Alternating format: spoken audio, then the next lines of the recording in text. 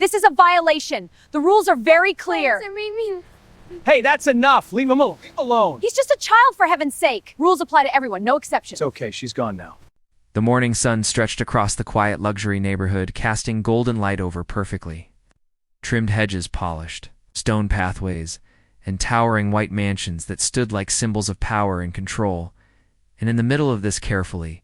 maintained perfection, a scene was unfolding that would shatter the illusion of peace. As the HOA president, a woman feared by almost every resident, stood firmly on the green lawn. Her posture stiff, her smile sharp and cold, as she pointed directly at a young boy sitting in a wheelchair, her voice loud enough to echo across the open space as she mocked him. Without hesitation, without empathy, as if she were addressing a problem instead of a human being, the boy looked no older than 12, his small hands gripping the metal rims of his wheelchair tightly, his knuckles turning pale, his eyes already glistening with tears. He tried to hold them back, but the humiliation was too heavy. His breathing uneven, his lips trembling as he avoided eye contact with the woman who continued speaking over him, as though he did not even deserve the dignity of silence. His mother stood a few feet behind him, dressed in a simple maid uniform, her posture tense, her face filled with fear and helplessness. She worked for the family that owned the mansion behind them, a massive estate with tall glass windows, a private pool shimmering under the sunlight, and a sense of wealth so overwhelming it seemed untouchable. And yet, despite working there, despite giving everything she had to maintain that home, she knew her position was fragile. She knew one complaint from the HOA president could cost her everything. Her job, her income, her ability to care for her son, and that fear held her in place as she watched her child being publicly humiliated, unable to step forward, unable to defend him as the woman's voice grew sharper, accusing the boy of violating community standards, of damaging the visual harmony of this neighborhood, of being an eyesore that did not belong in such a pristine environment, each word hitting harder than the last, cutting deeper than anyone around cared to admit. And around them, the neighbors watched from a distance, some standing behind hedges, others peeking through windows, their expressions uneasy, but silent, because in this neighborhood silence was safer than truth. And no one wanted to become the next target of the HOA president's authority. Her power was not official in the way law was, but it was real. Enough to make lives difficult, to issue fines, to create endless problems that drained time, money, and energy. And so they stayed quiet, convincing themselves it was not their place to interfere, while the camera crew, positioned at different angles, captured every second of the confrontation, the soft hum of their equipment barely noticeable under the tension. One cameraman crouched slightly, adjusting focus to capture the boy's face in painful detail, the tears slowly escaping his eye, tracing down his cheek as he looked toward the ground. Another camera zoomed in on the woman's expression, highlighting the cruel satisfaction in her smile as she leaned closer, pointing again, as if the gesture itself gave her more authority, as if each movement reinforced her control over the situation. And for a moment, the entire scene felt frozen in time, like something out of a scripted drama, except this was real, this was happening, and no one was stepping in. The boy finally spoke, his voice barely audible, shaking as he tried to explain that he was not causing harm, that he was simply waiting for his mother, that he did not mean to break any rules. But his words were cut off almost instantly as the woman raised her hand, dismissing him, with a laugh that echoed louder than it should have,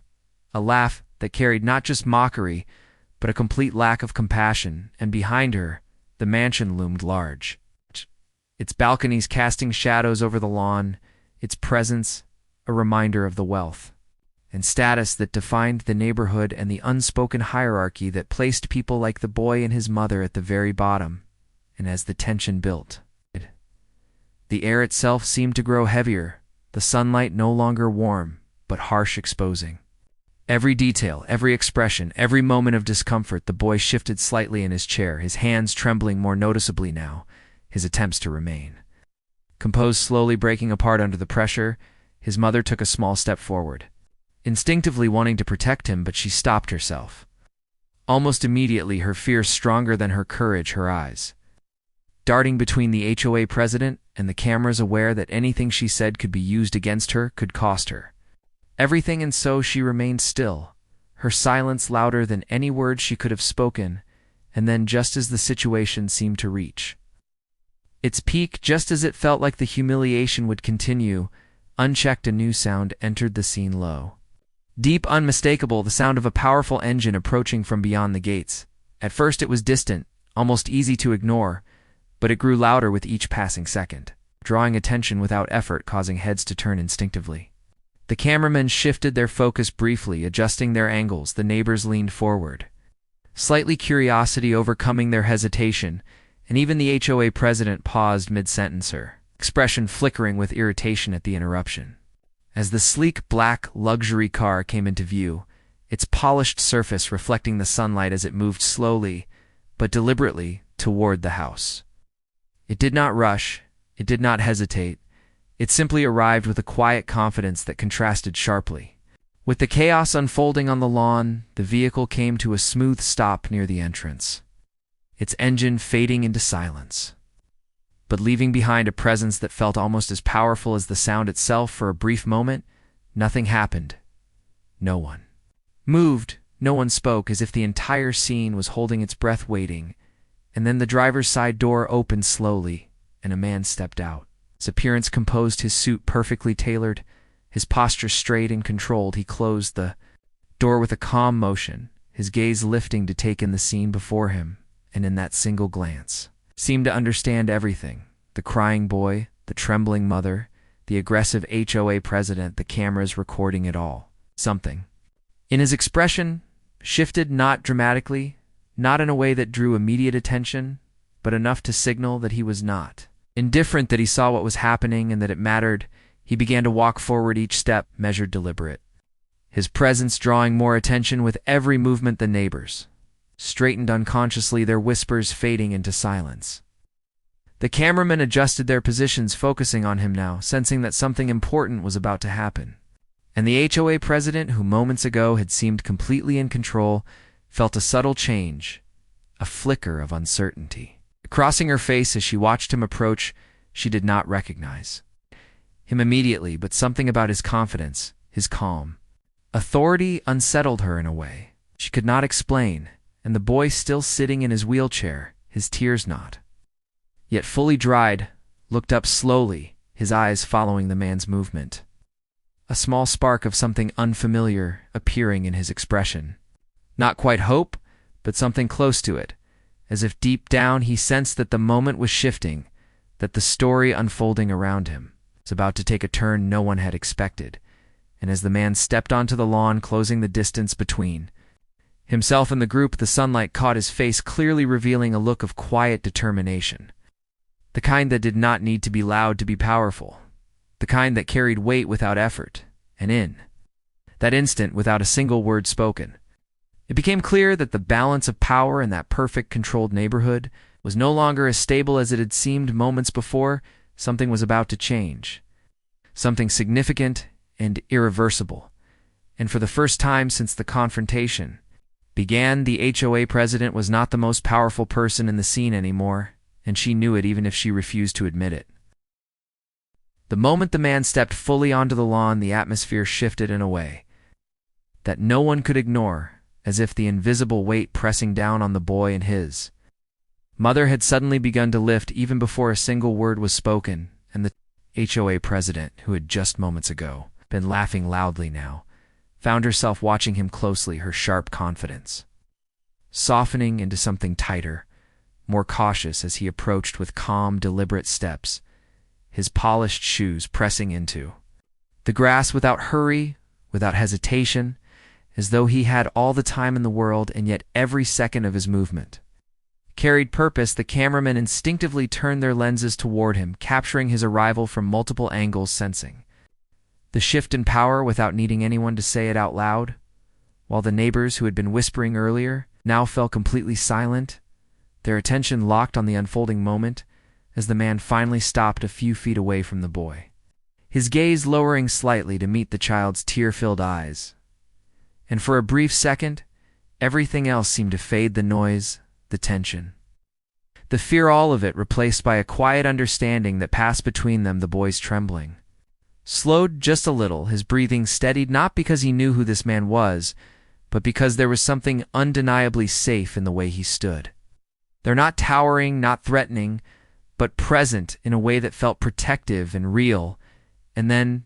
slowly the man straightened his posture, turning his attention toward the HOA president, his expression still calm but now carrying a firmness that could not be mistaken. And when he finally spoke, his voice was low, controlled, yet powerful enough to cut through the silence without effort, asking a simple question about what exactly was happening here and why a child was being treated this way. His tone did not rise, it did not accuse directly, and yet every word carried weight, the kind that demanded an answer. The HOA president forced a small laugh, trying to regain control of the situation, brushing off his question as if it were nothing more than a misunderstanding, explaining quickly that she was simply enforcing community rules, that the boy was in violation, that the property standards had to be maintained, and that exceptions could not be made regardless of circumstances. Her voice attempted to return to its earlier authority, but there was a slight crack now, a subtle hesitation that had not been there before, and the man listened without interrupting, his eyes fixed on her, not with anger, but with a level of focus that made it impossible for her to ignore the seriousness of the moment. When she finished speaking, expecting him to either back down or accept her explanation, he took a small step forward, closing the distance, just enough to shift the balance again, and asked another question, this time more direct, more pointed, asking which specific rule justified humiliating a disabled child in front of cameras and neighbors in the way. Said it stripped away all her excuses, leaving only the truth exposed in the open air. The HOA president's expression tightened, her lips pressing together as she struggled to respond, her usual confidence slipping further as she realized that this was not someone she could easily dismiss. She attempted to pivot again, claiming that she had the authority to enforce regulations as she saw fit, that the neighborhood had standards that needed to be upheld, and that emotional reactions had no place in such matters. But before she could continue, the man raised his hand slightly, not aggressively, but enough to stop her words mid-sentence, and in that moment, the silence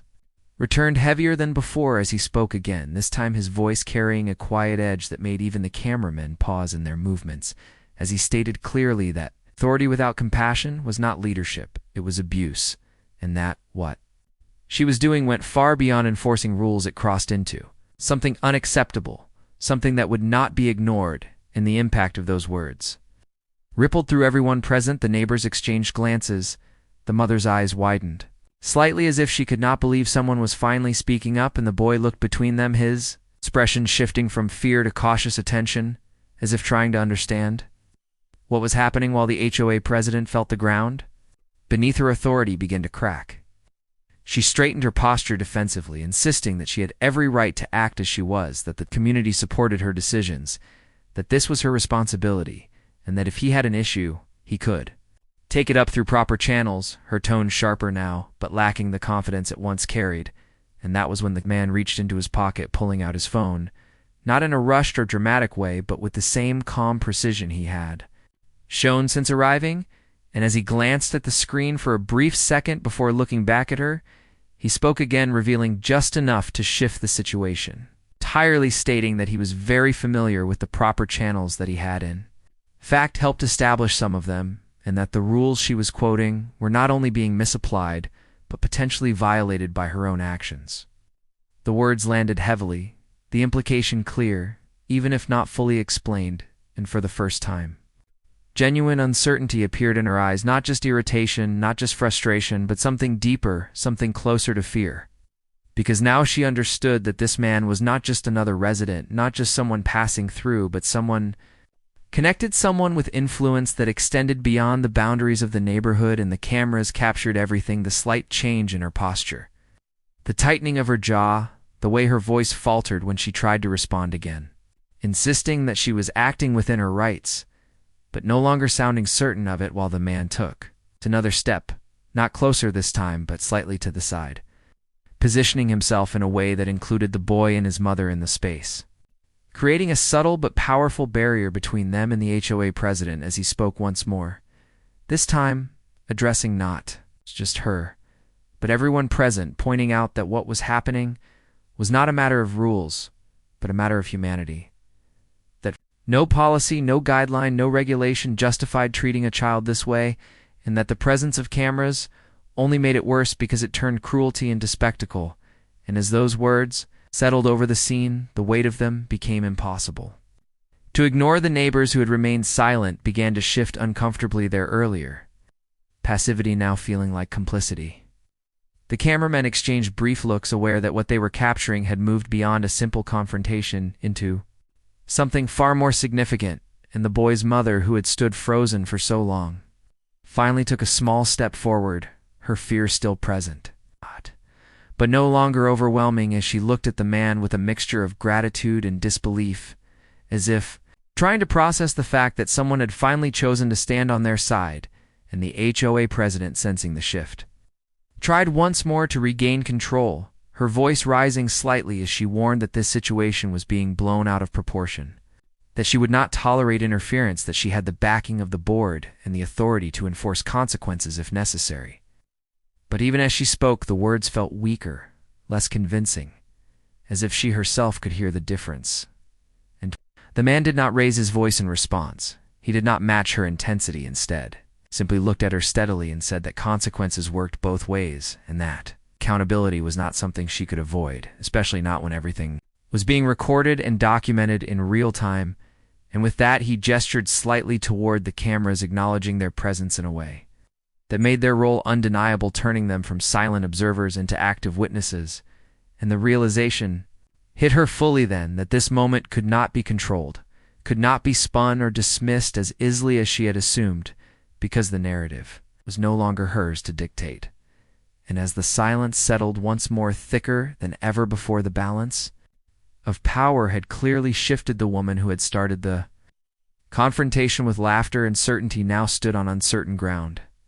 while the man who had arrived without announcement now held the attention and authority of the entire scene. And the boy, sitting quietly in his wheelchair, watching it all unfold, felt something change inside him, a small but powerful shift from fear to something stronger, something steadier, something that felt like the beginning of hope, as the story that had once seemed destined for humiliation began to transform into something else entirely, something no one present would ever forget. And as the tension continued to build, it became clear that this was only the beginning of a confrontation that would not end quietly, but would instead expose truths, challenge power, and redefine everything the neighborhood believed about control, authority, and justice. The silence that followed his last words did not feel empty, but heavy, as if the entire neighborhood itself was holding its breath, waiting to see who would break first. And for the first time since the confrontation began, it was not the boy or his mother who seemed small or powerless, but the HOA president, whose confidence had begun to fracture under the weight of a situation she no longer fully controlled, as she stood there, forcing her posture to remain rigid, her chin slightly raised, as if sheer determination could restore the authority she felt slipping through her fingers, her eyes darting briefly toward the cameras, then back to the man, as though calculating her next move, carefully aware now that every word, every expression, every reaction was being captured and could not simply be erased or ignored later, while the man remained calm, unmoving, his presence steady like an anchor in the middle of chaos, his attention fixed on her, not with aggression but with an unwavering certainty that made it impossible for her to regain the upper hand through intimidation alone. And as the tension stretched just a little longer, she finally spoke again, her voice sharper than before but carrying an undercurrent of strain, as she insisted that she would not be questioned in her own community. She had spent years maintaining order, that rules existed for a reason, and that allowing exceptions would lead to disorder and decline. Her words coming faster now, as if speed could compensate for the loss of control, as if repeating her authority would somehow make it real again. But the effect was the opposite each sentence, revealing more clearly that she was no longer speaking from a position of strength, but from a place of defense. And the man listened without interruption, his expression unchanged until she finished, and when she did, he took a slow breath, not out of frustration, but as if preparing to end the illusion completely. And when he spoke again, His voice carried a quiet finality that immediately drew every eye toward him as he stated plainly that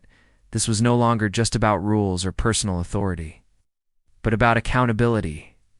and that accountability did not exist in isolation. It extended beyond neighborhood boards and private meetings into legal and public spaces where actions like this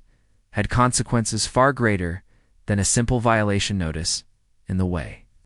He said it shifted something fundamental in the air. The neighbors who had once looked away now leaned in their curiosity overtaking their fear, sensing that something significant was about to be revealed while the cameramen adjusted their focus, instinctively capturing closer shots, tighter angles, as if they too understood that this moment was building toward something irreversible, and the HOA president felt it as well, the growing pressure, the narrowing space in which she could maneuver. Her usual tactics of dismissal and intimidation no longer effective against someone who did not react the way others did, and she attempted once more to assert control, asking him directly who he thought he was to challenge. Her authority, her tone demanding an answer as if naming him would somehow restore the balance, and for the first time since his arrival, the man allowed a faint, almost imperceptible shift in expression, not a smile, not amusement, but something closer to acknowledgement, as though he had been waiting for that question, and when he responded he did not raise his voice, he did not dramatize the moment, he simply stated his name. Calmly, clearly, and with it came a weight that landed instantly across the entire scene, because it was not just a name, it was recognition, it was influence, it was power. That extended far beyond the gates of the neighborhood, and the effect was immediate. The HOA president's face changed the color, draining slightly as realization set in her earlier confidence, replaced by something far more uncertain, as pieces began to connect in her mind. The reports she had heard, the rumors of ownership stakes, investments, properties, acquired quietly under corporate entities, and suddenly the man standing in front of her was no longer an unknown figure, but someone whose reach extended into the very structure that supported her authority. Someone who could not only challenge her decisions, but dismantle them entirely if he chose to. The neighbors reacted as well, whispers spreading quickly now, no longer hidden, but openly exchanged as recognition dawned among them, some stepping closer, others pulling out their phones to record from their own perspectives, while the cameramen captured the shift in real time. The tightening of her expression, the slight step back she tried to mask, the way her hands no longer moved with the same confidence as before, and the boy, watching all of this unfold, felt the change even. If he did not fully understand the details, he could see it in her face, in her posture, in the way her voice did not come as quickly now, and his grip on the wheelchair relaxed just slightly, his shoulders lowering as the tension that had held him began to ease, while his mother stood beside him, her eyes fixed on the man, her expression a mixture of shock, relief, and cautious hope, as if she were witnessing something she had never expected to see. Someone standing up, not just with words, but with power that could actually make a difference, and the HOA president tried to recover, quickly attempting to reframe the situation, insisting that regardless of who he was, the rules still applied, that she was acting within her jurisdiction, that personal influence did not override community standards, but her words lacked conviction, now each one sounding more like an attempt to hold on to something already slipping away, and the man responded not with anger but with clarity, explaining that influence did not override rules, but it did ensure they were applied correctly and fairly, and that what she had done here was neither correct nor fair, and that the evidence being recorded would make that very clear to anyone who reviewed it, whether within the community or beyond it. And as he spoke, he gestured slightly toward the cameras, again reinforcing their presence, their importance, their role in preserving the truth of the moment. And that was when one of the cameramen stepped forward slightly, speaking for the first time, confirming that everything had been captured from multiple angles, that audio and video were clear, and that the footage was already being backed up, remotely ensuring that it could not be deleted or altered. In those words hit like a final blow, because they removed any remaining illusion of control, any possibility of quietly resolving the situation. Behind closed doors in the HOA, president felt it fully now, the reality of what was happening, the weight of consequences no longer theoretical, but immediate and unavoidable, her posture shifting again. Her shoulders tightening as she looked around the scene that had once belonged entirely to her, now transformed into something else. Entirely something she could not command or contain, and for a brief moment she said nothing, her silence louder than any argument she could have made, and into that silence the man spoke once more, this time, not just addressing her, but the entire situation, as he stated that no one, especially not a child, should ever be treated this way, that communities were meant to protect, not exclude, that rules were meant to serve people, not diminish them, and that what had happened here would not simply be forgotten or dismissed because accountability required action, not just acknowledgement. And as those words settled, the shift became complete. The balance of power fully reversed. The woman who had begun the confrontation as the unquestioned authority now stood, exposed, her actions laid bare, her control broken, while the man who had arrived quietly now held the weight of the moment, guiding it toward something greater than a simple argument, something that would carry consequences beyond this lawn, beyond this neighborhood. And the boy sitting in his wheelchair looked up at him again, this time, not with fear, not with uncertainty, but with something clear and undeniable hope, because for the first time since the confrontation began,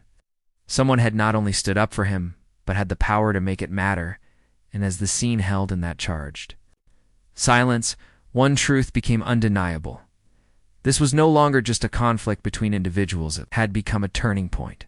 a moment that would reshape everything that followed, and the story was far from over. It was only just beginning to reveal its full impact. The shift that had begun moments earlier now accelerated with unstoppable force as the reality of the situation spread beyond the boundaries of the quiet neighborhood and into a wider audience that the HOA president could no longer control, because within minutes, the footage captured by the camera crew was no longer local. It was being shared, uploaded, transmitted across platforms where people who had never seen this neighborhood before were now watching every second of what had happened. The laughter, the pointing, the tears of a child, and the calm but powerful intervention of a man whose presence had changed everything. And as the digital world reacted, the atmosphere on the lawn grew even heavier, the HOA president standing frozen for a brief moment as her phone buzzed repeatedly in her hand, notifications flooding in faster than she could read, messages from board members, from residents, from people she had once confidently controlled, now questioning her actions, demanding explanations, some even distancing themselves entirely as the fear of association began to outweigh loyalty in the neighbors who had once stayed silent now found their voices not loudly at first, but enough to be heard, soft murmurs turning into clear statements as a few stepped forward, no longer willing to pretend they had not witnessed what had happened. Their earlier fear slowly replaced by a sense of accountability as they realized that silence had allowed this moment to occur, and that continuing to stay quiet would only make it worse while the cameramen continued recording, capturing not just the confrontation, but the aftermath, the unraveling of authority, the visible collapse of control as the woman who had once dominated every conversation now struggled to maintain even a fraction of her composure, her attempts to speak interrupted by the weight of the situation as her words came out less certain, less commanding, and more defensive, each sentence sounding like an explanation rather than an order. And the man who had stepped forward remained steady, watching not with satisfaction, but with a firm sense of purpose, as if ensuring that what needed to happen would happen without escalation, without chaos, but also without compromise. And as the pressure built, the HOA president made one final attempt to regain control, her voice rising slightly as she insisted that the situation was being misrepresented, that the footage did not show the full context, that she had been enforcing rules as required. But even as she spoke, the argument collapsed under its own weakness because the evidence was to clear the reality too visible, and the response from those around her too immediate as one of the residents spoke up directly, contradicting her account, confirming that there had been no provocation, no justification for the way the boy had been treated, and that what everyone had witnessed was exactly what it appeared to be. And those words carried weight because they came from within the community itself, breaking the illusion that her authority was supported universally and as more voices joined in the pressure. Intensified, not chaotic, not aggressive, but undeniable. A collective shift that made it clear the balance had permanently changed. And the HOA president felt it fully now, the loss of control, the collapse of the structure she had relied on. For power, as her phone continued to buzz messages now, including warnings of an emergency, board meeting calls for immediate review of her position, and even legal concerns being raised about potential violations of conduct and discrimination policies, and the impact of those messages showed clearly on her face. The confidence gone, replaced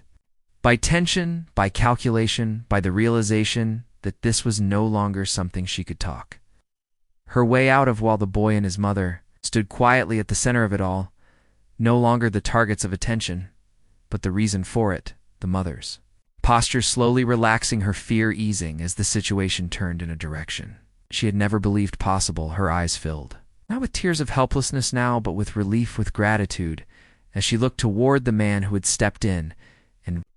changed everything without hesitation, and the boy who had once looked down now looked forward, his shoulders no longer trembling, his grip on the wheelchair steady as he watched the scene unfold with a growing sense of strength, as if the weight that had been placed on him earlier was finally being lifted piece by piece. And as the moment reached its peak, the man spoke again, not loudly, but with clarity, addressing the HOA president one final time, stating that leadership was not about control. It was about responsibility, and that responsibility had been broken here in a way that could not be ignored, and that the next steps not be decided in anger, but in fairness, through proper channels that would ensure accountability and protection for those who had been wronged. And his words carried the authority of someone who understood both power and restraint, someone who did not need to raise his voice to be heard. And with that, he stepped back slightly, not retreating but allowing the process he had set in motion to continue naturally as the cameras captured every final detail, the shifting expressions, the quiet conversations, the undeniable truth that had replaced fear. And as the HOA president stood there, surrounded not by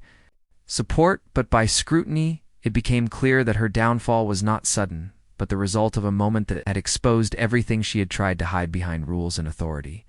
And as the scene slowly began to settle, one thing remained certain. The neighborhood would never be the same again, because what had happened on that lawn had gone far beyond a single confrontation. It had become a turning point, a public reckoning that would reshape not just one person's position but the entire understanding of power, justice, and humanity within that once silent community. The tension that had once consumed the lawn slowly gave way to something quieter, yet far more powerful, as the weight of what had happened settled into every corner of the neighborhood and beyond, because the moment was no longer just about confrontation. It had become a story of consequence, of truth, and of change that could not be undone. And as the cameras continued to capture the final moments, the man who had stepped forward earlier turned his attention back to the boy and his mother, his expression softening in a way that contrasted with the firmness he had shown before as he crouched, slightly lowering himself to the boy's level, not as a gesture of superiority but of respect, meeting his eyes with a calm reassurance that needed no elaborate explanation as he spoke quietly, asking if he was okay. And the boy, who had endured humiliation only moments earlier, nodded slowly, his voice still soft but steadier than before, as he answered with a simple yes. And in that small exchange there was something deeply human, something that cut through all the noise, all the rules, all the power struggles, and reminded everyone watching what truly mattered. While the boy's mother stepped closer, her hands still slightly trembling, but her posture no longer frozen by fear, as she expressed her gratitude, her words not perfectly formed, but filled with sincerity, as she thanked him not just for stepping in, but for seeing them, for acknowledging what others had ignored. And the man listened with a slight nod, not dismissing her words, but accepting them with humility, as he assured her that what had happened was not something she or her son should ever have had to endure, and that steps would be taken to ensure it would not happen again. Not to them, not to anyone. And as he stood again, turning briefly toward the house behind them, it became clear that his connection to the property and the people within it was deeper than it had first appeared, that his presence here was not accidental, but intentional, part of a larger reality that was only now beginning to reveal itself fully. And as the neighbors who had once watched in silence began to approach slowly, their earlier hesitation replaced by a cautious willingness to acknowledge what had happened, some offering quiet apologies, others simply standing nearby as a sign of support their actions. Small but meaningful in the context of a community that had long relied on silence as its shield, and as the HOA president remained at a distance, no longer at the center of attention, no longer directing the narrative, her figure seemed smaller, not physically, but in presence, her authority reduced to something uncertain, something under review, something that would be decided, not by her, but by the consequences she now faced, and the constant buzz of her phone, the occasional glance she cast toward the growing crowd made it clear that the reality of those consequences was already unfolding beyond what anyone present could fully see, while the cameraman captured these final moments with the same focus as before, documenting not just the conflict but the resolution, the shift from fear to accountability, from isolation to recognition. And as the scene began to settle, the man made one final statement, not directed at any one person, but at everyone present, his voice calm yet firm as he spoke about the importance of dignity, about the responsibility that came with power, and about the need for communities to protect their most vulnerable rather than push them aside. His words, not dramatic, not exaggerated, but grounded in truth and experience, and because of that they carried a weight that lingered long after he finished speaking. And as he turned to leave, walking back toward the same black car that had marked his arrival, there was a sense that something significant had come to an end, yet at the same time something equally important had just begun, because the impact of this moment would not fade with his departure. It would continue through the actions that followed, through the conversations that would take place, through the decisions that would reshape the structure of the neighborhood itself. And as the car door closed and the engine started once again, the sound no longer interrupting but concluding the scene, the boy watched quietly, his expression no longer marked by fear or sadness, but by a quiet strength that had not been there before, as if the experience had changed him in a way that could not be reversed. While his mother placed a gentle hand on his shoulder, her touch filled with reassurance as they stood together, no longer isolated, no longer invisible. And as the car slowly drove away, disappearing beyond the gates, the sunlight that had once felt harsh now seemed warmer, softer, illuminating a space that had been transformed not physically but fundamentally, because what had happened there had broken something old, something unjust, and in its place had begun to build something new, something rooted not in control but in fairness, not in silence but in truth. And as the cameras finally powered down, capturing their last frames of a story that would soon reach far beyond the boundaries of that quiet neighborhood, one thing remained clear to everyone who had witnessed it. Whether in person or through a screen, real power was not in the ability to enforce rules without question, but in the courage to stand up when those rules were used to harm. And that lesson, once seen, could never be unseen, leaving behind a lasting impact that would continue to echo long after the moment itself had passed.